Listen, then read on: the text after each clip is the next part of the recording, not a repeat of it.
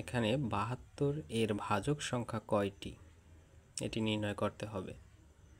তো আমাদের প্রথমে 72কে উৎপাদকে বিশ্লেষণ করতে হবে।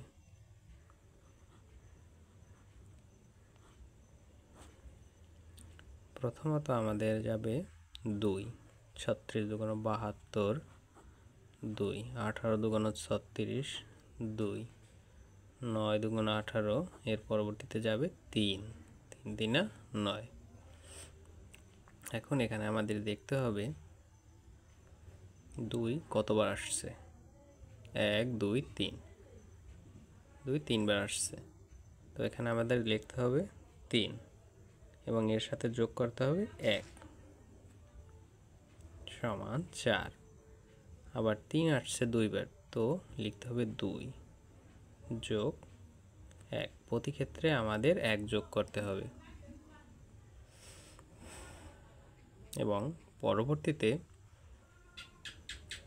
এখানে যে ফলাফল দুটো আসছে এই দুটো আমাদের গুণ করতে হবে।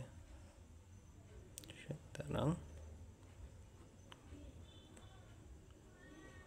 12টি, এটাই আমাদের নির্ণীয় ভাজক সংখ্যা।